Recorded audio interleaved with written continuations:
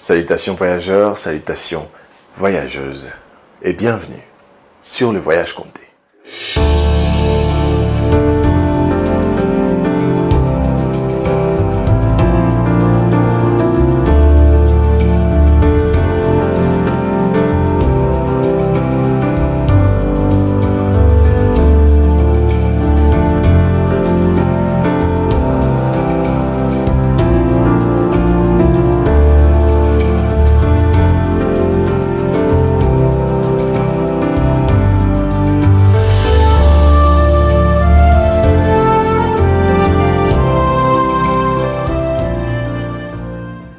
Bienvenue sur la chaîne qui vous fait explorer la culture noire à travers les histoires, les contes, les épopées et les légendes.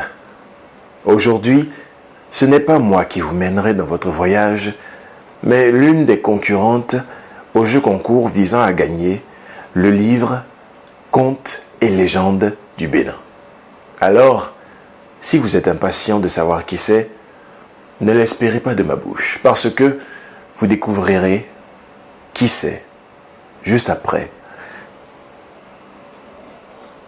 ceci.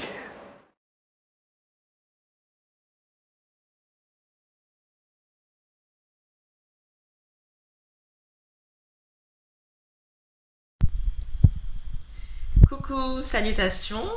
Alors pour ceux qui ne me connaissent pas encore, je me présente, je suis Dalanda et cette vidéo a pour but de vous présenter un conte qui vient de mon très cher Sénégal.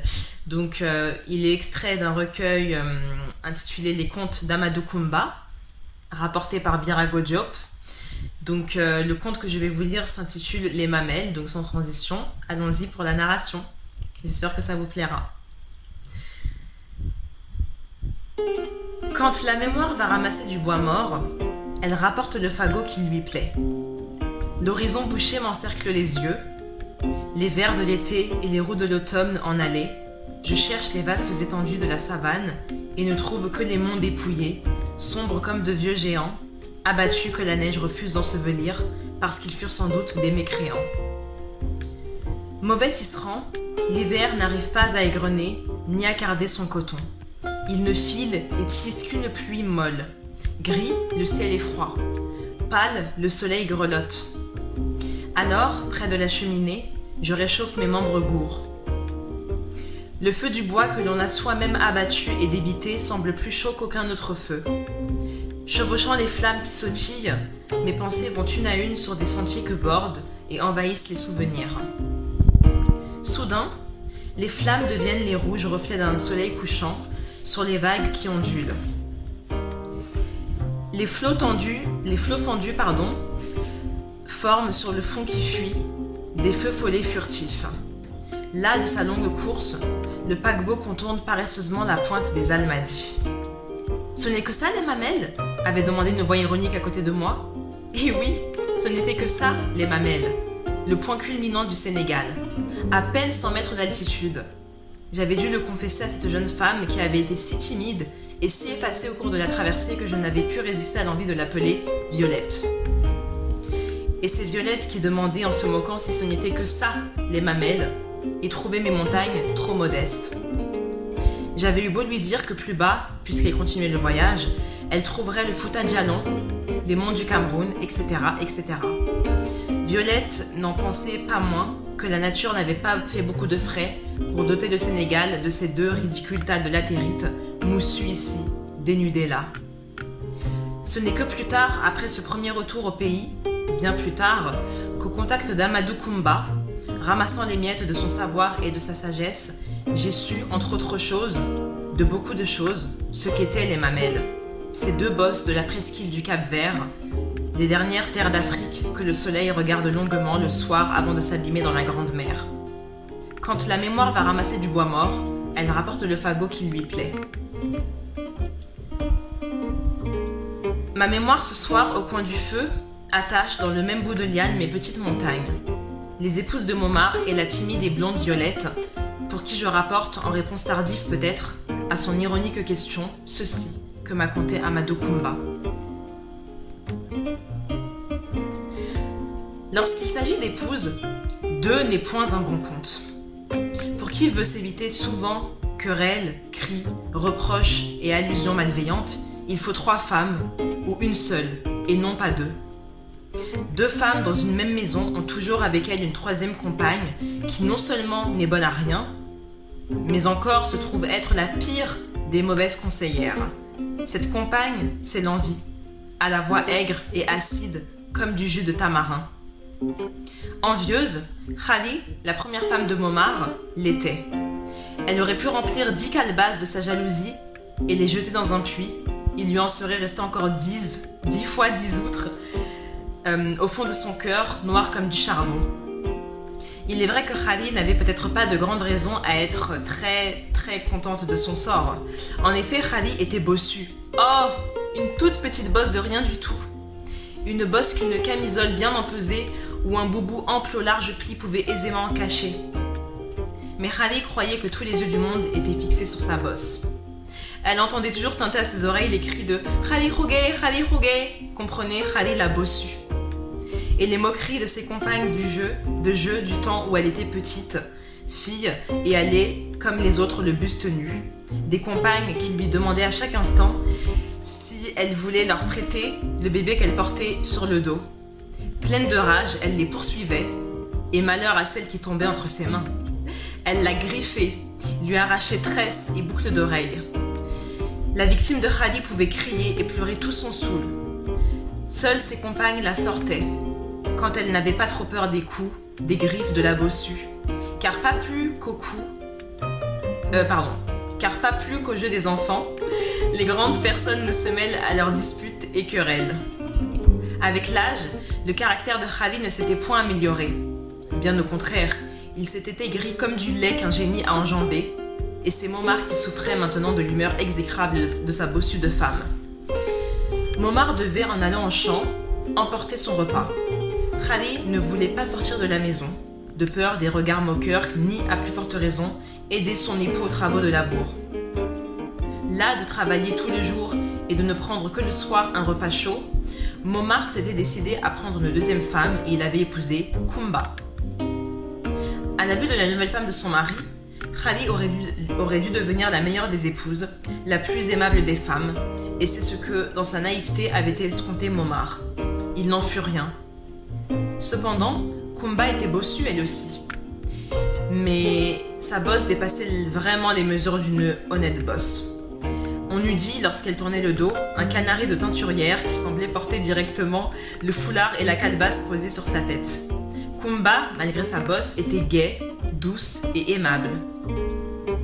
Quand on se moquait de la petite Kumba Khougay du temps où elle jouait, juste buste nu, en lui demandant de prêter un instant le bébé qu'elle avait sur le dos, elle répondait en riant plus fort que les autres « Ça m'étonnerait qu'il vienne avec toi, il ne veut même pas descendre pour téter. » Au contact des grandes personnes plus tard, Kumba, qui les savait moins moqueuses peut-être que les enfants, mais plus méchantes, n'avait pas changé de caractère. Dans la demeure de son époux, elle restait la même. Considérant Khali comme une grande sœur, elle s'évertuait à lui plaire. Elle faisait tous les gros travaux du ménage, elle allait à la rivière laver le linge, elle vannait le grain et pilait le mil. Elle portait chaque jour le repas au champ et aidait Momar à son travail. Khali n'en était pas plus contente pour cela, bien au contraire. Elle était beaucoup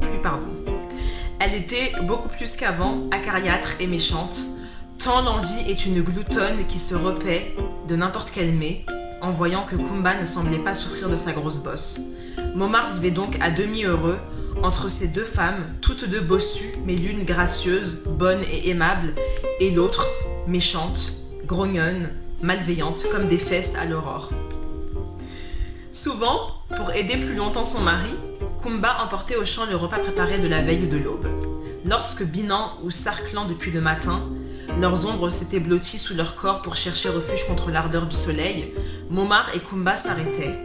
Kumba faisait réchauffer le riz ou la bouillie qu'elle partageait avec son époux. Tous 2 s'allongeaient ensuite à l'ombre du tamarinier qui se trouvait au milieu du champ. Kumba, au lieu de dormir comme Momar, lui caressait la tête en rêvant peut-être à des corps de femmes sans défaut. Le tamarinier est, de tous les arbres, celui qui fournit l'ombre la plus épaisse.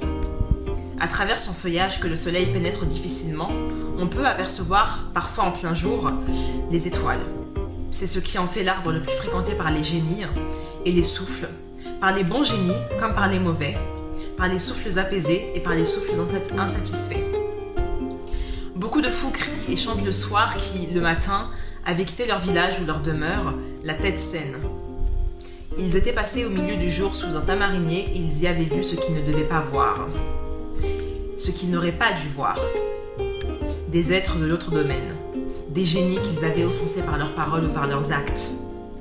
Des femmes pleurent, rient, crient et chantent dans les villages qui sont devenues folles parce qu'elles avaient versé par terre l'eau trop chaude d'une marmite et avaient brûlé des génies qui passaient ou qui se reposaient dans la cour de leur demeure. Ces génies les avaient attendus à l'ombre d'un tamarinier et avaient changé leur tête. Momar ni Kumba n'avaient jamais offensé ni blessé par leurs actes ou par leurs paroles les génies. Ils pouvaient ainsi se reposer à l'ombre du tamarinier sans craindre la visite ni la vengeance de mauvais génies. Momar dormait ce jour-là lorsque Kumba, qui cousait près de lui, crut entendre, venant du tamarinier, une voix qui disait son nom. Elle leva la tête et aperçut, sur la première branche de l'arbre, une vieille, très vieille femme, dont les cheveux, longs et plus blancs que du coton égrené, recouvraient le dos. « Es-tu en paix, Kumba ?» demanda la vieille femme. « En paix seulement, Mam. » Mam comprenait grand-mère, répondit Kumba. « Kumba, » reprit la vieille femme, « je connais ton bon cœur et ton grand mérite depuis que tu reconnais ta droite de ta gauche. Je veux te rendre un grand service car je t'en sais digne. Vendredi, à la pleine lune, sur la colline d'argile de Ngao, les filles génies danseront. Tu iras sur la colline lorsque la terre sera froide, quand le tam-tam battra son plein, quand le cercle sera bien animé, quand sans arrêt une danseuse remplacera une autre danseuse, tu t'approcheras et tu diras à la fille génie qui sera à côté de toi, « Tiens, prends-moi l'enfant que j'ai sur le dos, c'est à mon tour de danser. » Le vendredi, par chance, Momar dormait dans la case de Khali, sa première femme. Les derniers couchés du village s'étaient enfin retournés dans leur premier sommeil lorsque Kumba sortit de sa case et se dirigea vers la colline d'argile. De loin, elle entendit le roulement endiablé du tam-tam et les battements des mains. Les filles génies dansaient le sanjai, tournoyant l'une après l'autre au milieu du cercle en joie. Kumba s'approcha et accompagna de ses claquements de mains le rythme étourdissant du tam-tam et le tourbillon frénétique des danseuses qui se relayaient. 1, 2, 3, 10 avaient tourné, faisant voler Boubou et Pagne. Alors Kumba dit à sa voisine de gauche en lui présentant son dos, « Tiens, prends-moi l'enfant, c'est à mon tour. » La fille génie lui prit la bosse et Kumba s'enfuit. Elle courut et ne s'arrêta que dans sa case où elle entra au moment même où le premier coq chantait. La fille génie ne pouvait plus la rattraper car c'était le signal de la fin du tam-tam et du départ des génies vers leur domaine jusqu'au prochain vendredi de pleine lune. Kumba n'avait plus sa bosse, ses cheveux finement tressés retombaient sur son cou long et mince comme un coup de gazelle. Momar la vit en sortant le matin de la case de sa première épouse. Il crut qu'il rêvait et se frotta plusieurs fois les yeux. Kumba lui apprit ce qui s'était passé. La salive de Khali se transforma en fiel dans sa bouche lorsqu'elle aperçut, à son tour, Kumba qui tirait de l'eau au puits. Ses yeux s'injectèrent de sang. Elle ouvrit la bouche sèche comme une motte d'argile qui attend ses premières pluies et amère comme une racine de Sinjan,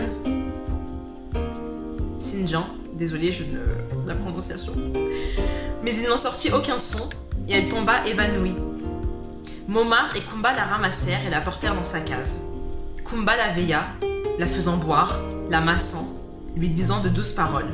Quand Khali fut remise sur pied, échappant à l'étouffement par la jalousie qui lui était montée du ventre à la gorge, Kumba, toujours bonne compagne, lui raconta comment elle avait perdu sa bosse et lui indiqua comment elle devait, elle aussi, faire pour se débarrasser de la sienne. Khali attendit avec impatience le vendredi de pleine lune qui semblait n'arriver jamais. Le soleil, traînant tout le long du jour dans ses champs, ne paraissait plus pressé que de regagner sa demeure et la nuit s'attarder longuement avant de sortir de la sienne pour faire paître son troupeau d'étoiles. Enfin, ce vendredi arriva, puisque tout arrive.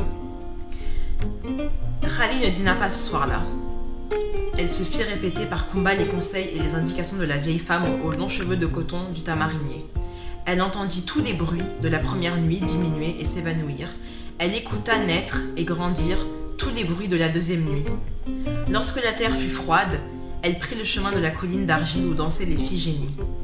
C'était le moment où les danseuses rivalisaient d'adresse, de souplesse et d'endurance, soutenues et entraînées par les cris, les chants et les battements de mains de leurs compagnes qui formaient le cercle, impatientes elles aussi de montrer chacune son talent, au rythme accéléré de tam-tam qui bourdonnait. Khali s'approcha, battit des mains comme la deuxième épouse de son mari le lui avait indiqué. Puis, après qu'une, 3, 10 filles génies entrèrent en tourbillonnant dans le cercle et sortirent haletantes, elle dit à sa voisine « Tiens, prends-moi l'enfant, c'est à mon tour de danser. »« Ah non alors !» dit la fille génie. « C'est bien à mon tour. Tiens, garde-moi celui-ci que l'on m'a confié depuis une lune entière et que personne n'est venu réclamer. » Ce disant, la fille génie plaqua sur le dos de Khali la bosse que Kumba lui avait confiée. Le premier coq chantait au même moment. Les génies disparurent et Khali resta seule sur la colline d'argile, seule avec ses 2 bosses. La première bosse, toute petite, l'avait fait souffrir tous les instants de sa vie. Et elle était là maintenant avec une bosse de plus. Énorme, plus qu'énorme celle-là. C'était vraiment plus qu'elle ne pourrait jamais en supporter. Retroussant ses pagnes, elle se mit à courir droit devant elle. Elle courut des nuits, elle courut des jours, elle courut si loin et elle courut si vite qu'elle arriva à la mer et s'y jeta. Mais elle ne disparut pas toute. La mer ne voulut pas l'engloutir entièrement. Ce sont les 2 bosses de Khali Roguet qui surplombent la pointe du Cap Vert. Ce sont elles que les derniers rayons du soleil éclairent sur la terre d'Afrique. Ce sont les 2 bosses de Khali qui sont devenues les mamelles.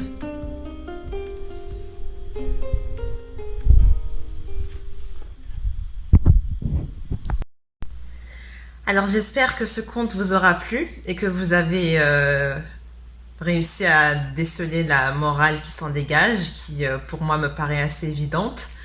Donc n'hésitez pas à me la partager si vous avez décelé la morale. Et j'espère que vous avez pris autant de plaisir à m'écouter que moi j'ai pris du plaisir à enregistrer ce conte d'Amadou Kumba. Donc voilà.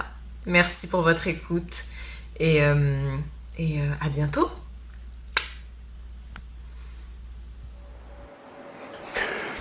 Attendez, ne partez pas.